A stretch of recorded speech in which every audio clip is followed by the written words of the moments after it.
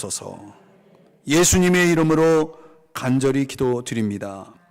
아멘.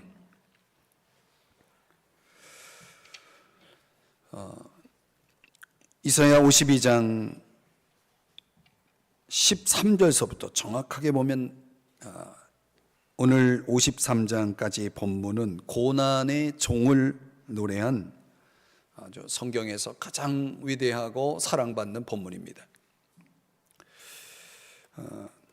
저희 교단에서 발행하는 활천이라는 월간지가 있는데 그 활천사에서 저에게 전화가 와서 고난주간에 대한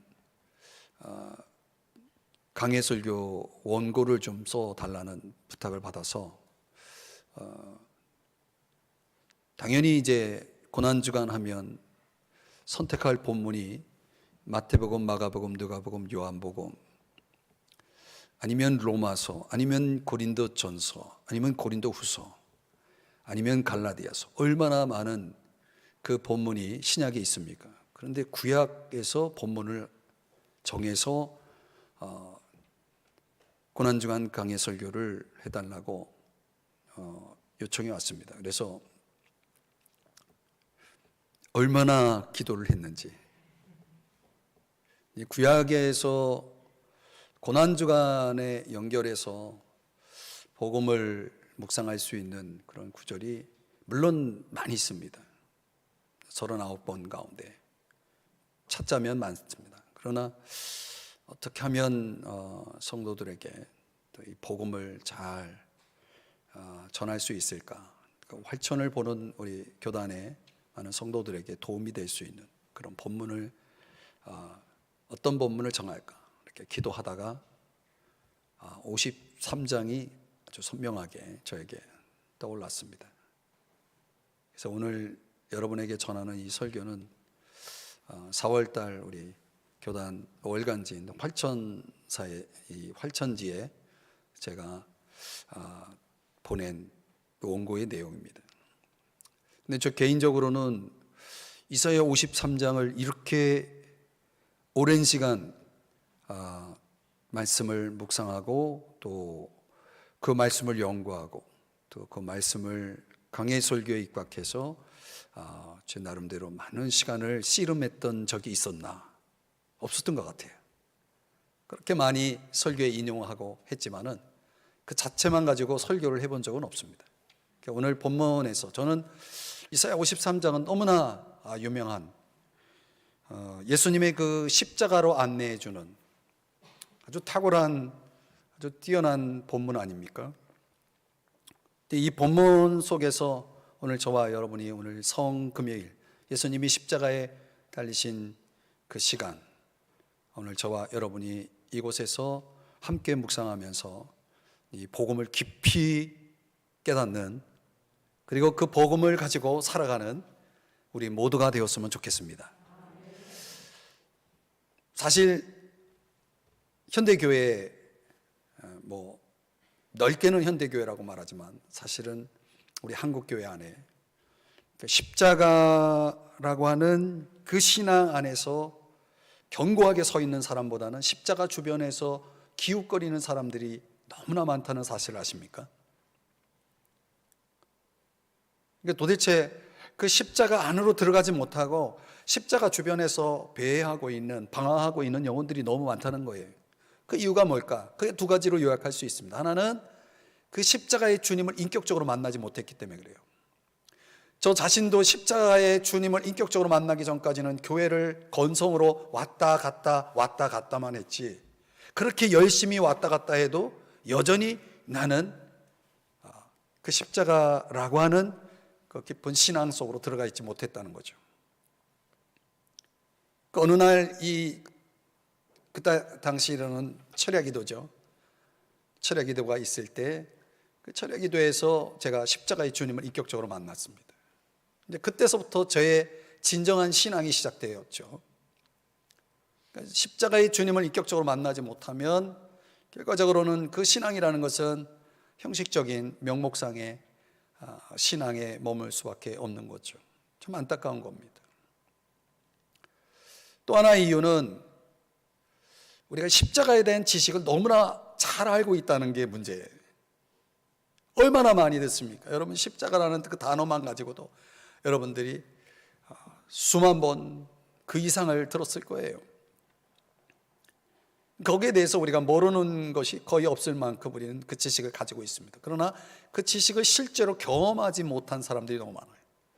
머릿속에 지식은 가지고 있지만 그 십자가의 지식이, 그 진리가 진정 내 실제적인 삶 속에서 경험되지 않으면 우리는 그 십자가라고 하는 그 아주 신앙의 가장, 기독교 신앙의 가장 본질이라고 하는 곳에 깊이 들어오지 못하는, 바깥에서 기웃거리며 배회하는 그런 신앙에 머물 수밖에 없는 것이죠. 그래서 오늘은 예화도 없고 이 이사야 53장을 그대로 풀어서 이 이사야 53장이 보여주고 있는 이 복음의 가장 핵심적인 세 가지를 여러분들과 같이 나누면서 더 이상 우리는 또 이 말씀을 듣는 우리 모든 성도들은 적어도 십자가 주변에 있는 사람이 아니라 십자가 안에 들어와서 그 십자가를 깊이 경험하고 그 십자가를 위해서 살아가는 그런 참된 신앙인으로 거듭나기를 주님의 이름으로 축복합니다. 그 첫 번째는 우리가 십자가 신앙이라는 그런 본질로 돌아가기 위해서 저와 여러분에게 필요한 것은 죄를 회개해야 한다는 거예요. 자, 오늘 53장 1절서부터 3절까지 내용인데 우리 이 말씀을 같이 읽어보겠습니다. 그대로 한번 읽어봅니다. 1절 시작. 우리가 전한 것을 누가 믿었느냐? 여호와의 팔이 누구에게 나타나느냐? 2절 그는 주 앞에서 자라나기를 연한 순 같고 마른 땅에서 나온 뿌리 같아서 고운 모양도 없고 풍채도 없은즉 우리가 보기에 흠모할 만한 아름다운 것이 없도다. 3절 그는 멸시를 받아 사람들에게 버림받았으며 간고를 많이 겪었으며 질고를 아는 자라 마치 사람들이 그에게서 얼굴을 가리는 것 같이 멸시를 당하였고 우리도 그를 귀히 여기지 아니하였도다. 아멘. 자, 우리가 읽은 이 1절서부터 3절의 말씀은 고난의 종 대신 예수 그리스도께서 사람들로부터 멸시와 버림을 당했다라는 사실을 묘사하면서 왜 예수님은 사람들에게 그렇게 환영받지 못했을까? 왜 그분은 그렇게 멸시를 받을 수밖에 없었을까? 왜 그분은 사람들에게 버림을 당했을까요? 그 이유 세 가지를 오늘 성경은 이렇게 설명하고 있습니다. 첫 번째는 보잘것없이 태어났다는 거예요. 그분이 이 세상에 태어날 때 어떻게 태어났습니까? 오늘 2절에서는 뭐라고 말하냐면 연한 순 같고 그랬어요. 연한 순 같고 마른 땅에 나온 뿌리 같아서. 그러니까 말하자면은 너무나 보잘것없이 태어났다는 거예요. 그 증거가 뭡니까? 우리 예수님이 어디서 태어나셨어요? 마옥간에서 태어났다고요. 그것도 추운 겨울에. 그분이 머물 곳이 없었어요. 거기에다가 예수님이 어린 시절을 어디서 보냈습니까? 어려운 질문인가요? 나사렛.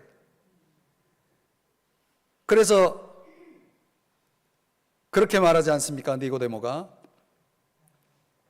나다네엘이 뭐라고 말해요? 나사렛에서 선한 것이 나올 수 없다고 그랬죠. 그러니까 우리가 볼 때 그 동네의 출신들은 다 별 볼 일 없는 사람들이에요. 보잘것없는 사람들이에요. 그 출신 자체가, 그 태생 자체가 누구도 주목할 만한 여지가 없는 거죠. 아주 보잘것없는, 아주 형편없는. 두 번째 이유는 뭐냐면 사람들에게 호감이 갈 만한, 또 감동을 줄 만한 모습을 지니고 있지 않았다는 거예요. 특별히 외모적으로 보면 오늘 본문에 뭐라고 말합니까? 고운 모양도 없고 풍채도 없은즉 우리가 보기에 흠모할 만한 아름다운 것이 없도다 그랬어요. 여러분, 외모적으로 볼 때 오늘날처럼 사람들이 외모 지상주의 아닙니까? 그러니까 외모적으로 너무나 평범한 거예요. 아니, 평범한 정도도 아니고 그 이하예요. 그러니까 아무런 인간적인 매력이 없는 거예요. 그러니까 사람들이 쳐다보기도 쉽지 않은 거죠. 거기에다가 세 번째 이유를 보면 고통을 많이 겪었어요.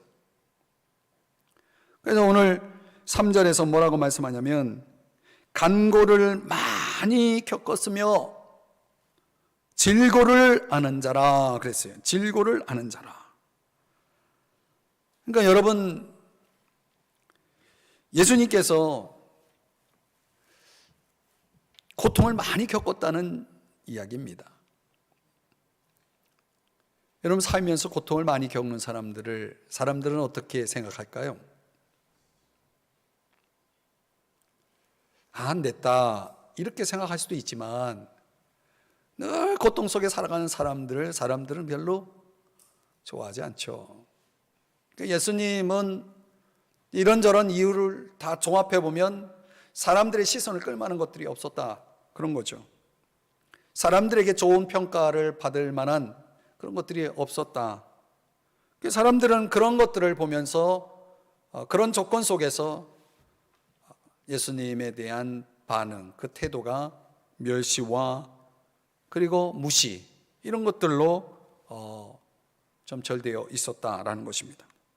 더욱이 이사야 선지자가 예수님 고난의 종이신 예수님을 어떻게 소개하냐면 질고를 아는 자라. 이게 굉장히 중요한 표현입니다. 여러분들이 성경 가지고 계신 성경이 여러분 것이면 거기다 밑줄을 딱 쳐야 됩니다. 질고를 아는 자라. 이 질고라고 하는 뜻은 뭐냐면 병이라는 뜻이에요. 병, 질환. 그러니까 병을 아는 자라는 거예요. 병을 잘 아는 자다.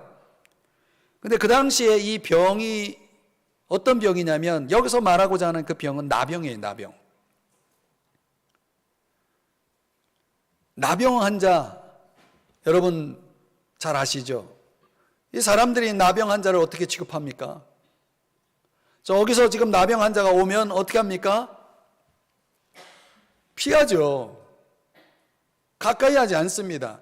아니, 나병 환자라면 이 공동체로부터, 사회적 공동체로부터 어떻게 됩니까? 격리되죠. 분리되죠. 쫓겨나죠. 사회로부터, 가정으로부터 쫓겨나는 것입니다. 예수님은 질고를 아는 자다라고 말하는 것은 예수님은 질병의 고통을 아는 자다. 여기서 말하는 그 질병은 나병이라고 그랬죠. 성경에서 나병은 죄의 상징이죠. 죄악의 고통을 너무나 잘 아시는 분. 그런데 예수 그리스도에 대해서 사람들은 어떻게 생각했냐면 고통을 많이 당하고 있는 그 예수님을 향해서 마치 나병 환자처럼 취급을 했다는 거예요. 그래서 나병 환자처럼 취급하기 때문에 오늘 우리가 읽은 3절을 다시 보면은 그에게서 어떻게 합니까? 그에게서 얼굴을 가리는 것 같이. 여러분, 나병 환자가 저기서 오면은 얼굴을 싹 가리는 거예요. 나병 환자도 부정하다 하면서 자기 얼굴을 입을 가리면서 손을 흔들어 댑니다. 내가 나병 환자니 날 가까이 하지 마시오. 스스로도 그렇게 여깁니다. 예수님은 나병 환자 취급을 받았다는 거예요. 그러니까 예수님을 대하는 사람들의 태도는 바로 이런 모습이었다는 거예요. 철저하게 등을 돌리고 예수님을 멀리 했다라고 하는 것입니다. 성경은 이런 걸 가리켜서 불신앙이라고 말하는 거예요. 불신앙. 우리가 십자가의 신앙을 회복하기 위해서 저와 여러분에게 반드시 있어야 될 건 뭐냐면 바로 죄를 회개하는 것인데, 어떤 죄를 회개해야 되냐면 불신앙의 죄를 회개해야 돼요. 예수님에 의해서 등을 돌렸던 죄악을 회개해야 되고 예수님을 멀리 떠나 있는 것을 회개해야 되는 거예요. 그 불신앙을 지적하면서 이사야 선지자가 1절에서 이렇게 말합니다. 우리의 전한 것을 누가 믿었느냐? 믿지 않았다는 거예요. 이게 불신이죠, 불신.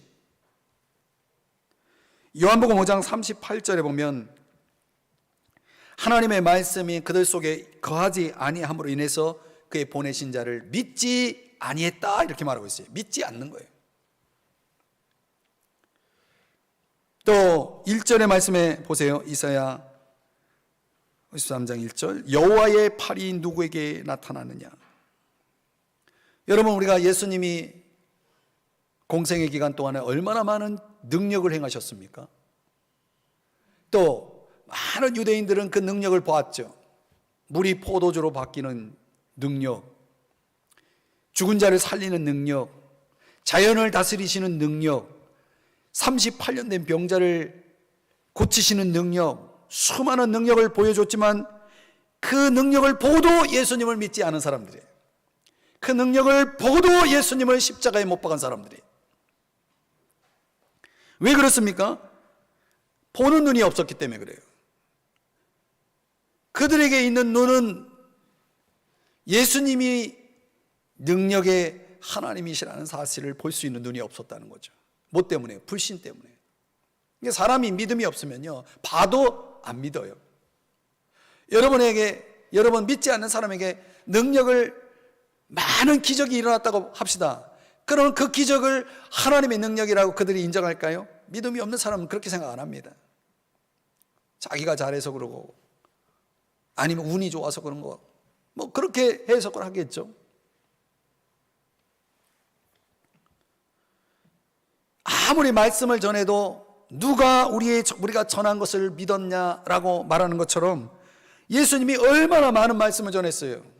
그런데 그 말씀을 듣는 귀가 없으니까 자꾸 엉뚱한 소리예요. 그리고 그 말씀을 들으면서 오히려 이를 갈아요. 그리고 예수님을 죽일 생각을 해요. 그런 일들을 여러분 우리가 복음서에서 보잖아요. 그러니까 말씀을 전해도 그 말씀을 듣는 귀가 없으니까, 왜요? 불신, 바로 그 불신앙이 안에 있기 때문에 그렇죠. 마음으로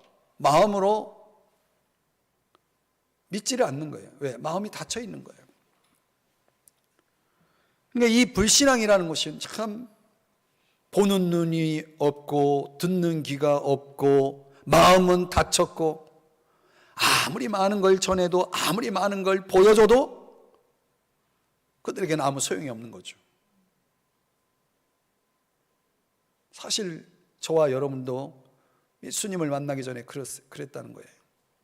저 역시도 말이죠. 그래서 필요한 게 뭡니까? 회개예요, 회개. 회개가 뭡니까? 회개는 닫힌 마음을 여는 거예요. 그리고 그분에게로 돌아가는 거죠. 등을 돌렸던, 멀리 떠나 있었던 그 마음을 돌이키고 그분에게로 돌아가는 것입니다. 그리고 그분에 대해서는 예스 하는 거죠. 예스. 세상에 대해서는 아니요 하는 것, 그런 일종의 결단, 선택을 가리켜서 우리는 회개라고 말하는 거죠.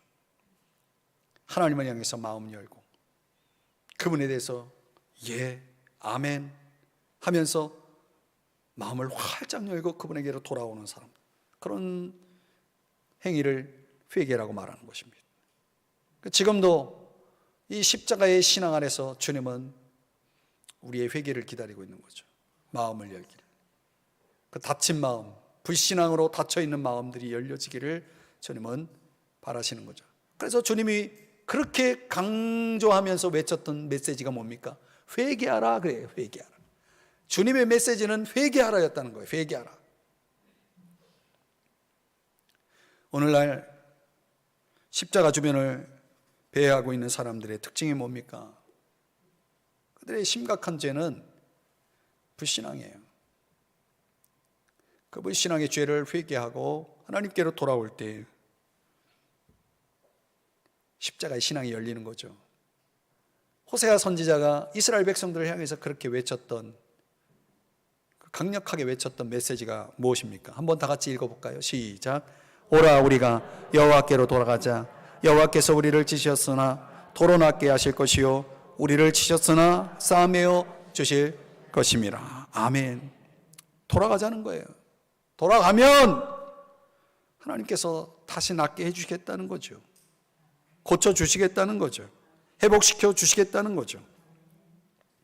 그러니까 우리가 주님께로 돌아가서 죄악을, 우리의 불신앙의 죄악을 회개하면 십자가의 신앙은 이제 시작되는 것입니다. 십자가의 길을 걸어갈 수가 있는 거죠. 그러니까 우리가 십자가의 신앙을 회복하는 방법은 부단히 그분에게로 돌아가는 거예요.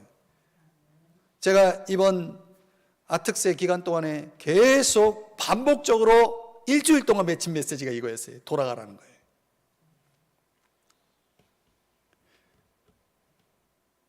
하나님 앞에 돌아오지 않은 사람들, 불신앙으로 인해서 마음이 닫혀 있는 사람들, 그들 향해서 주님은 회개하라고 외치고 있는 겁니다. 그게 그들에게 사는 길임을 우리는 알아야 됩니다. 자, 두 번째, 십자가 신앙으로 돌아가기 위해서 우리들은 주님의 대속을 믿어야 합니다. 자, 아주 중요한 구절 4절부터 6절인데요. 또 우리 한번 이 말씀 읽어보겠습니다. 4절서부터 시작. 그는 실로 우리의 질고를 지고 우리의 슬픔을 당하였거늘 우리는 생각하기를 그는 징벌을 받아 하나님께 맞으며 고난을 당한다 하였노라. 5절. 그가 찔림은 우리의 허물 때문이요 그가 상함은 우리의 죄악 때문이라. 그가 징계를 받음으로 우리는 평화를 누리고 그가 채찍에 맞음으로 우리는 나음을 받았도다. 6절. 우리는 다 양 같아서 그릇 행하여 각기 제 길로 갔거늘 여호와께서는 우리 모두의 죄악을 그에게 담당시키셨도다. 아멘. 이 고난의 종이신 예수 그리스도께서 이 4절부터 6절까지의 내용 속에 묘사된 것은 인간의 죄를 대신해서 짊어졌음을 말씀하고 있습니다. 이런 것을 대속이라는 개념으로 설명합니다. 대속하셨다. 그러니까 사람들은 오해했어요. 오히려 예수님은 지금 하나님께 벌을 받고 있다라고 생각했어요.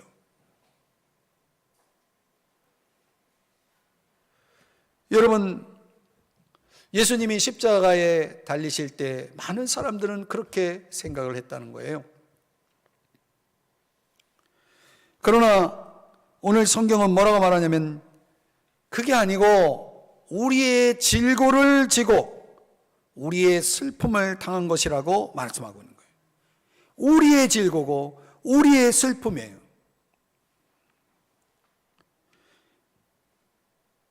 그리고 5절에서는 그것은 우리의 허물 때문이라고 말씀하고 있고 우리의 죄악 때문이라고 말씀하고 있는 거예요.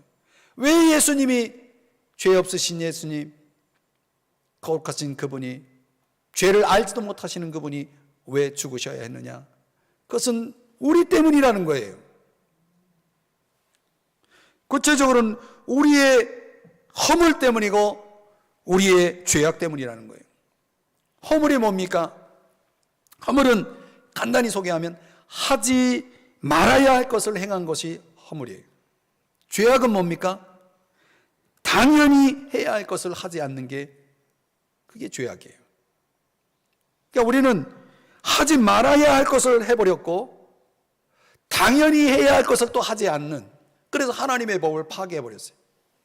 범법자가 돼버렸어요. 하나님의 법을 어긴 범법자가 됐어요.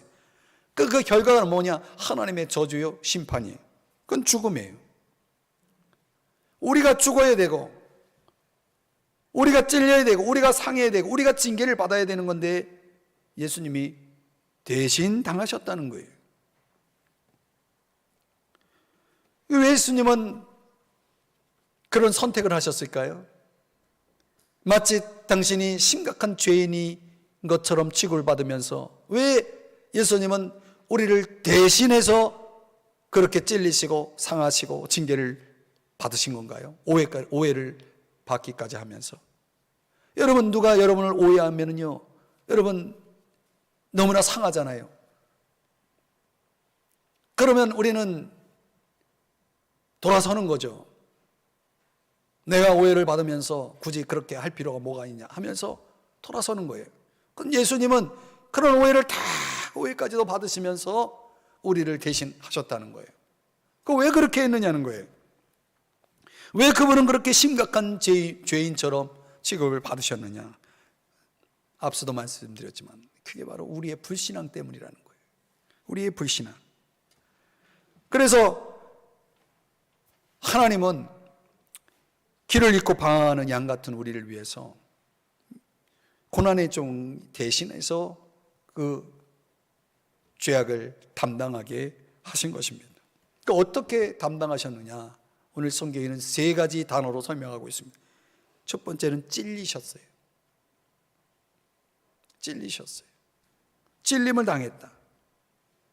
어떻게 찔림을 당했습니까? 요한복음 19장에 보면 네모진 대못으로, 대철못으로 바로 이 손목에 그리고 양손과 양발에 발은 겹쳐서 대못을 박죠. 예수님은 옆구리에 또 창에 찔리시죠. 거기서 피와 물이 쏟아져 나왔습니다.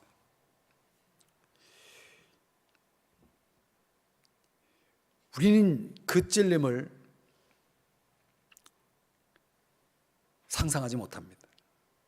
실제로 어떤 사람은 이 찔림을 예수님이 당하신 그 고통을 체험한다고 해서 실제로 자기를 십자가에 못 박는 그런 실험을 한 사람도 있습니다.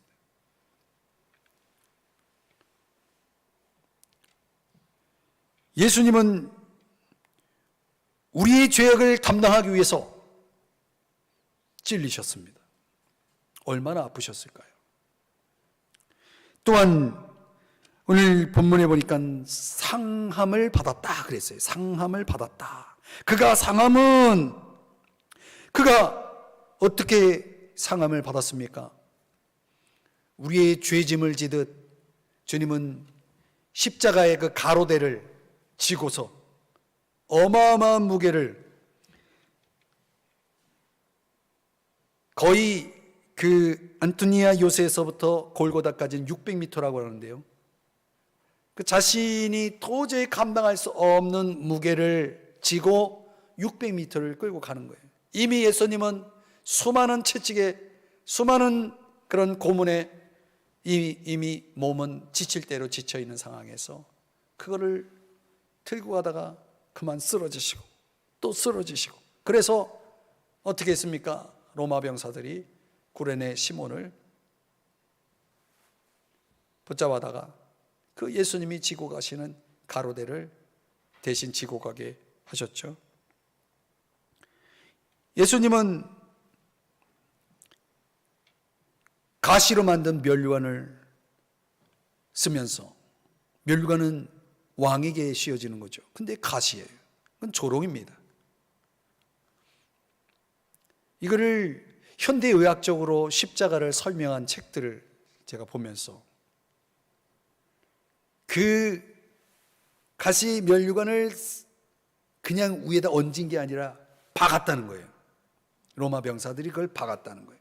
그래서 그 머릿속 깊이 박힌 그 가시가 예수님에게 얼마나 큰 상처를 줬는지를 여러분 아십니까? 그 다량의 피가 쏟아져 나오고, 그리고 우리 예수님은 또 채찍을 또 맞으시죠. 채찍에 맞았다 그랬습니다. 그 무거운 가죽끈은 거기에 그 끈 끝에는 납덩이, 2개의 납덩이가 붙어서, 그래서 그걸 내리칠 때에 그 피하 조직이 다 찢겨서 나가는 정도의 그런 아주 그런 강도로 죽음 직전까지 맞았다고 그러죠. 유대법에 의하면 39대를 맞았다는 거예요. 39대까지. 한 대 맞아도 그냥 감당할 수 없는 정도의 그 채찍을 말이죠.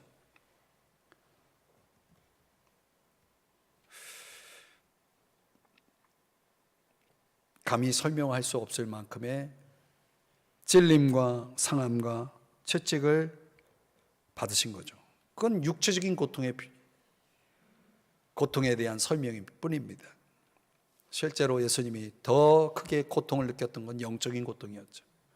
그래서 예수님은 십자가상에서 뭐라고 외치셨습니까? 나의 하나님, 나의 하나님, 어찌하여 나를 버리셨나이까? 그 죄를 짊어지고 십자가에 달려진 예수님이 철저하게 하나님 아버지의 버림을, 그 죄 값을 치르시면서 그걸 경험하죠. 한 번도 하나님 아버지를 떠나본 적이 없는 예수님께서 그 영적인 고통을 겪으셨습니다. 근데 이 모든 것이 다 뭐 때문에요? 우리 불신앙 때문이었다는 거죠. 그래서 성경은 뭐라고 말합니까? 모든 인간이 죄인이다. 로마서 3장 23절 말씀에 모든 사람이 죄를 범하였음에, 어떻게 죄를 범했습니까? 본성적으로 죄인이에요. 인간은 본성적으로 하나님을 멀리합니다. 또 의지적으로도 멀리합니다. 의지적으로 떠납니다. 각기 제 길로 가는 거예요. 그래서 이사야 53장 6절에서는 그렇게 설명하는 겁니다. 우리는 다 양 같아서 그저 목자 곁에 붙어 있을 생각을 안 해요. 양들은 자기 가고 싶은 대로 가려고 그래요. 그래서 목자가 그 양들을 치면서 그들을 돌보는 거예요. 자기 길을 간다는 거죠. 그 자기 길을 간 결과가 뭐냐? 예레미야 5장 25절의 말씀을 다 같이 읽어봅니다. 시작. 너희 허물이 이러한 일들을 물리쳤고 너희 죄가 너희로부터 좋은 것을 막았느니라. 좋은 것을 막아버렸다는 거예요. 죄는요, 우리에게 주어져 있는 좋은 것들을 막아버려요. 빼앗아가죠. 뿐만 아니라 이사야 1장 5절 6절에서는 이렇게 말합니다. 발바닥에서 머리까지 성한 것이 없고, 성한 것이 없다는 거예요. 죄는 이렇게 비참하게 만드는 것입니다. 그런 죄인인 우리를 위해서 예수님께서 그 우리의 죄를 대속하시고 우리의 죄 값을 다 치러 주셨다는 거예요. 그게 이사야 53장 6절입니다. 한번 다 같이 또 읽어보겠습니다. 가로는 읽지 마시고 시작. 우리는 다 양 같아서 그릇 행하여 각기 제 길로 갔거늘 여호와께서는 우리 모두의 죄악을 그에게 담당시키셨도다. 여기 다 그리고 모두 이 두 가지가 강조가 되고 있습니다. 앞에 다는 정죄받은 다입니다. 뒤에 모두는 구원받은 모두입니다. 정죄받은 우리 모두가 구원받은 모두가 된 것입니다. 어떻게 해요? 예수님께서 우리 모든 이들의 죄악을 다 담당하심으로. 그래서 베드로전서 3장 18절에 뭐라고 말씀합니까? 다 같이 시작. 그리스도께서도 단번에 죄를 위하여 죽으사 의인으로서 불의한 자를 대신하셨으니 이는 우리를 하나님 앞으로 인도하려 하심이라. 아멘. 그래서 우리는 죄인인 우리는 이 예수님, 의인으로서 불의한 자를 대신하신 이 예수님을 뭐하면 믿으면 우리는 말 그대로 의롭게 되어지는 것입니다. 로마서 3장 24절 25절에 말씀하듯이 의롭다 하심을 얻는 자 되는 것입니다. 믿음으로 말미암아 우리는 의로움을 얻는 것입니다. 하나님의 의를 얻는 것이죠. 그래서 믿음이 중요한 겁니다. 그 믿음이 중요한 겁니다. 믿음은 은혜입니다. 전적인 은혜죠. 그냥 값없이 주어지는 것입니다. 그러니까 우리 편에서는 값없이 주어지는 것이지만 하나님 편에서는 어마어마한 값을 지불한 거죠. 하나님의 아들이신 예수 그리스도의 죽음, 그 대속적 죽음을 통해서 우리에게는 값없이 은혜로 주어지게 된 것입니다. 그럼 우리는 그 하나님이 하신 일들을 어떻게 해야 됩니까? 우리 주님이 하신 그 일을 어떻게 해야 돼요? 그 은혜를, 그 선물을 받으면 되는 거예요. 그 받는데 뭐가 필요해? 믿음이 필요한 거죠. 성경에 부자 청년 이야기가 나오죠. 부자 청년은 예수님 앞에 나와서 뭐라고 질문합니까? 내가 무엇을 해야 영생을 얻을 수 있습니까? 무엇을 해야 영생을 얻습니까? 라고 그랬어요. 그렇게 물었다고요. 그럼 예수님은 십자가에서 이렇게 답하셨어요. 십자가를 통해서 이런 답을 주시는 거예요. 다 이루었다. 너가 할 일 없어. 이 지구상에 있는 모든 세상 종교는 우리가 무엇을 해야 한다라고 강조한다면 기독교 신앙은 다 이루었다라고 말씀하고 있는 거죠. 그래서 세상 종교는 행위 종교고 기독교는 은혜 종교고 믿음의 종교인 것이죠. 기독교는 믿음을 강조하는 겁니다. 믿음은 그냥 받는 것입니다. 우리는 어떤 노력이나 어떤 도덕적 수준에 의해서 하나님이 우리에게 주시고자 하는 의를 우리가 얻게 되는 것이 아닙니다. 성취하는 것이 아니죠. 큰 선물인 것입니다. 그러나 우리가 전적으로 예수 그리스도께서 행하신 그 십자가의 대속을 믿을 때 하나님의 의가 우리에게 주어지는 것입니다. 그러니까 우리가 십자가 신앙으로 돌아간다는 것은 바로 그것입니다. 그러나 지금도 교회 안에는 이 믿음으로 주님 앞에 서는 자가 아니라 나의 의로 주님 앞에 인정받으려고 하는 사람들이 많아요. 그런 걸 뭐라고 말하냐면 율법주의라고 말하는 거예요. 율법주의. 교회 안에 얼마나 율법주의자들이 많은지 몰라요. 십자가가 없어요. 사랑하는 여러분, 오늘 저와 여러분이 주님 앞에 서 있는 이유는 은혜 덕분입니다. 은혜 덕분입니다. 우리가 이 사실을 절대 잊지 말아야 됩니다. 나의 어떤 행위도 주님이 나를 인정하실 만한 행위가 있을 수 없습니다. 주님이 나를 기뻐할 만한 행위가 있을 수 없습니다. 주님이 우리를 받아주시는 유일한 이유는 믿음 때문입니다.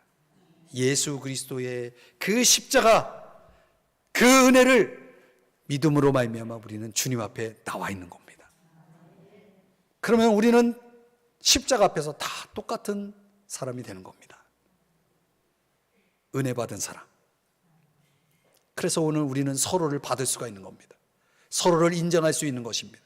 서로를 향해서 사랑할 수가 있는 것입니다. 십자가가 빠지면 율법만 남습니다. 율법은 기독교가 아닙니다. 오늘 우리들이 십자가 신앙으로 돌아갈 때 교회는 교회답고 신자는 신자다울 수가 있는 거예요. 그럼 저와 여러분에게 믿음이 필요한 것입니다. 예수 그리스도의 그 대속의 은혜 앞에서 날마다 감사하고 감격하고 그 십자가 안에서 여러분들은 다른 사람을 바라보면서 또 사랑하고 존경하고 감사하고 이렇게 신앙생활을 하는 거예요. 이게 복음입니다. 마지막으로 세 번째는 십자가 신앙으로 돌아가기 위해서 우리는 주님의 순종을 본받아야 합니다. 자, 53장 7절 말씀을 한번 다 같이 우리 한 절을 다 같이 읽어 보겠습니다. 시작. 그가 곤욕을 당하여 괴로울 때에도 그의 입을 열지 아니하였으며 마치 도수장으로 끌려가는 어린 양과 털 깎는 자 앞에서 잠잠한 양같이 그의 입을 열지 아니하였도다. 그 입을 열지 않았다는 거예요. 뭐였다는 거예요? 침묵했다는 거죠. 예수님께서 고난을 받으실 때 그 고난 받으시는 모습이 아무런 저항이 없었다는 거죠. 그저 죽음의 형장으로 끌려가는 동안도 양처럼 그냥 묵묵히 그 십자가로 골고다 언덕으로 가셨다는 거예요. 그 예수님의 그 침묵은 무엇을 의미하는가? 도대체 왜 예수님은 자신을 강하게 변호하지 않았을까요? 나는 죄가 없어. 나는 십자가에 못 박힐 이유가 없어 강하게 부인하고 자기를 적극적으로 변호하지 않은 이유가 뭡니까?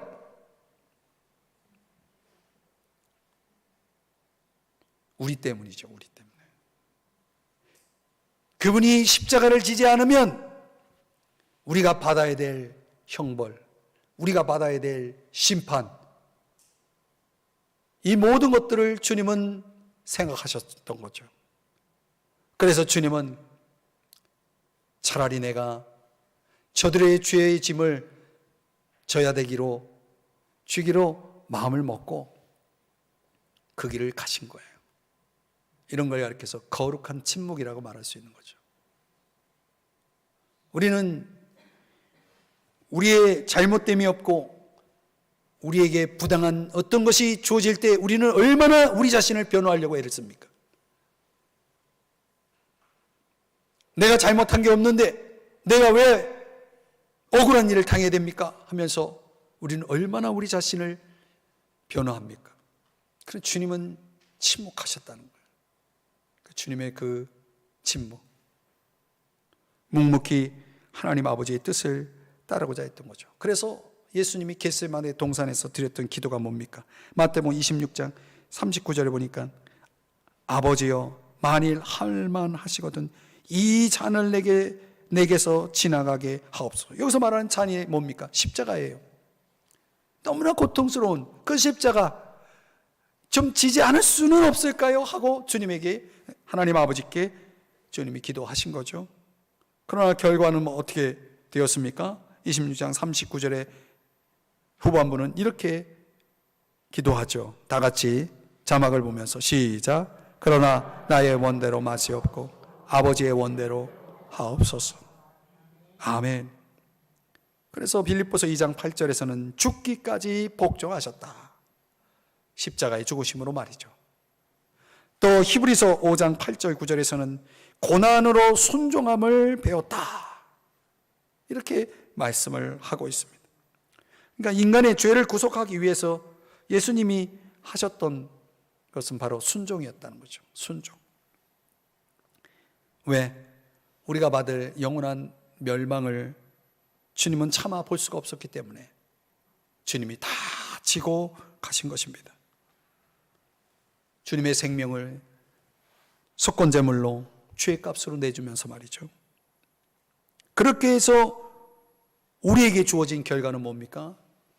성경은 많은 사람을 의롭게 하였다라고 말하고 있고, 또 주님은 존귀한 자의 자리에 들어가셨다 이렇게 말씀을 하고 있습니다.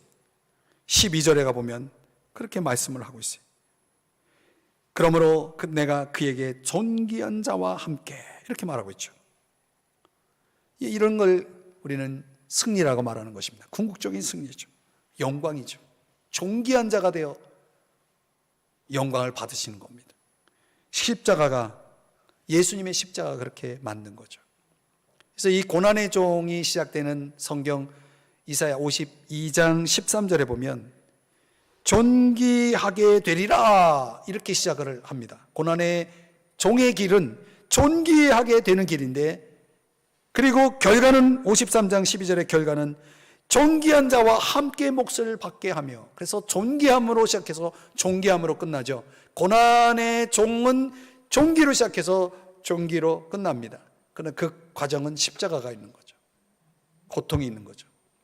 그러니까 우리에겐 궁극적인 승리요, 또 영광일 수 있는 그 길은 십자가의 길이고, 그 십자가의 길을 걸어가는 과정은 고난이, 불가피한 고난이 있음을 우리에게 교훈해 주고 있는 아주 놀라운 그림입니다.